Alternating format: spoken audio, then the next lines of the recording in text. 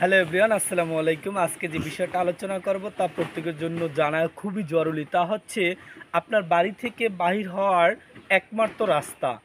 বাড়ি থেকে বাহির হওয়ার একমাত্র রাস্তা যদি কেউ বন্ধ করে দেয় তাহলে আপনি কি করবেন?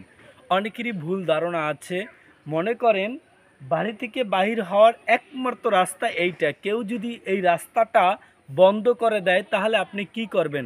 এখানে দুইভাবে আপনি পূর্তিকার পাইতে পারেন। একটা হচ্ছে ফৌজদারি কার্যবিধি মোতাবেক আপনি পূর্তিকার পাইতে পারেন। ২ নম্বরে হচ্ছে আপনার দেওয়ানিও একটা পূর্তিকার পাইতে পারেন। আমরা ফৌজদারি কার্যবিধির যে পূর্তিকারটা তা হচ্ছে আপনাকে ৩টা ধাপ যদি আপনি পার হন তাহলে আপনার কোনো সমস্যা থাকে না। তা হচ্ছে প্রথম ধাপে হচ্ছে কেউ যদি আপনার বাড়ি থেকে বাহির হওয়ার একমাত্র রাস্তাটি বন্ধ করে দেয় তাহলে প্রথমে আপনাকে যে কাজটা করতে হবে, আপনার এলাকার যে গণ্যমান্য ব্যক্তিবর্গ আছে তাদের কাছে আপনি একটা সালিশ দিবেন, মানে সালিশের ব্যবস্থা করবেন। এখন গ্রামের পলিটিক্স যে সালিশেরা যদি যে বিচার করবে সেটা যদি আপনি সন্তুষ্ট না হন তাহলে আপনার চিন্তার কোনো কারণ নাই। আপনার ইউনিয়ন পরিষদে বা গ্রাম্য আদালতে আপনি একটি লিখিত অভিযোগ দায়ের করতে পারেন যে আপনার বাড়ি থেকে বাহির হওয়ার একমাত্র রাস্তাটি আপনার বিপক্ষ যারা আছে তারা বন্ধ করে দিয়েছে। একমাত্র রাস্তা বাড়ি থেকে বাহির হওয়ার এই কথাটি আপনার লিখিত অভিযোগে লিখতে হবে। আপনি চেয়ারম্যানের অফিসে এই অভিযোগটা দায়ের করতে পারেন। ওখানেও একটা বিষয় থাকে যে গ্রামের পলিটিক্স যারা করেন যদি চেয়ারম্যানের দল না করেন তাহলে কিন্তু আপনি পূর্তিকার নাও পাইতে পারেন। এখানে আপনার হতাশ হওয়ার কিছু নাই। আপনার চেয়ারম্যানের কাছে যদি আপনি সঠিক বিচার না পান তাহলে আপনি যাবেন একজন আইনজীবীর কাছে।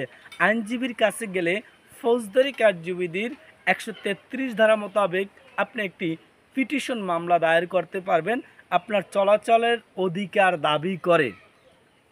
জেলা ম্যাজিস্ট্রেটের নিকট আপনি ফৌজদারি কার্যবিধির ১৩৩ ধারা মোতাবেক একটি পিটিশন মামলা দায়ের করতে পারবেন। নির্বাহী ম্যাজিস্ট্রেট আপনার মামলাটি আমলে নেওয়ার পর সংশ্লিষ্ট থানায় অথবা এসিলেন্ট অফিসে এটা তদন্তের একটা ভার দিবেন। তদন্তর প্রতিবেদনের মোতাবেক আপনাকে বিজ্ঞ আদালত পূর্তিকার দিবেন।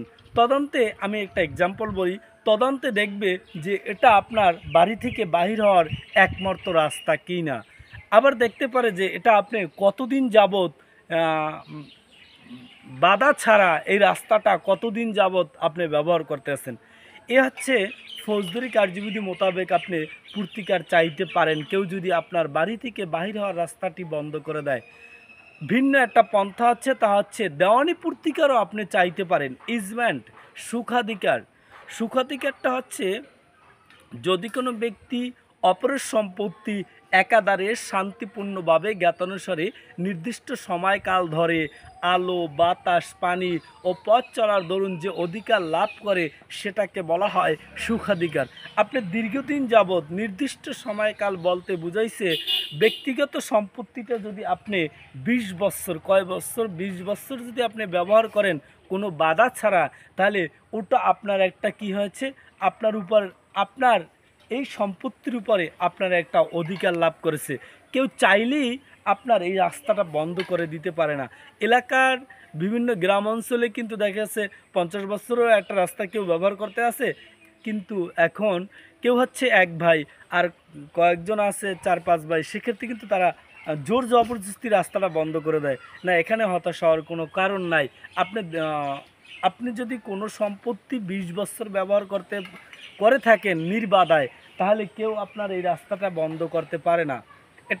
এটা কেউ যদি অস্বীকার করে আপনি পাল্টা মামলা করতে পারবেন। ২ বছরের মধ্যে আপনি পাল্টা মামলা করতে পারবেন। এটা হচ্ছে দেওয়ানি পূর্তিকার। ইজমেন্ট সুখাধিকারের ক্ষেত্রেও কি আপনি পূর্তিকার পাইতে পারেন, আর ফৌজদারির মাধ্যমে কি আপনি পূর্তিকার পাইতে পারেন। তাহলে আজকের বিষয় হলো কেউ যদি আপনার বাড়ি থেকে বাহির হওয়ার একমাত্র রাস্তাটি বন্ধ করে দেয় তাহলে আপনার হতাশ হওয়ার কোনো কারণ নাই। আমি ফৌজদারির পূর্তিকারও আপনি চাইতে পারবেন আর দেওয়ানি পূর্তিকারও আপনি চাইতে পারেন। কেউ কেউ ফৌজদারি পূর্তিকার চায় না, আবার কেউ কেউ দেওয়ানি পূর্তিকার চাইলে অনেকে চিন্তা করে অনেক লং প্রসেস হইতে পারে। কোনো সমস্যা নাই। আপনি একটা কথা মাথায় রাখেন, যদি আপনার বাড়ি থেকে বাইর হওয়ার একমাত্র রাস্তা এইটা হয়, তাহলে কেউ যদি আপনার এই রাস্তা বন্ধ করে দেয়, তাহলে এতে চিন্তার কোনো কারণ নেই, আপনি অবশ্যই প্রতিকার পাবেন, আপনার পক্ষে যাবে।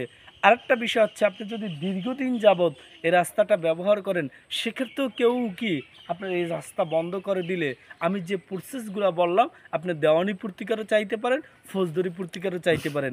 এই ছিল আজকের মতো। তাহলে কেউ রাস্তা বন্ধ করলে মারামারি করারও দরকার নাই, পুলিশের কাছেও যাওয়ার দরকার নাই। যে স্টেপগুলো বললাম, এই স্টেপে আপনি আগাবেন। সবাই ভালো থাকবেন, সুস্থ থাকবেন। আল্লাহ হাফেজ। আসসালামু আলাইকুম।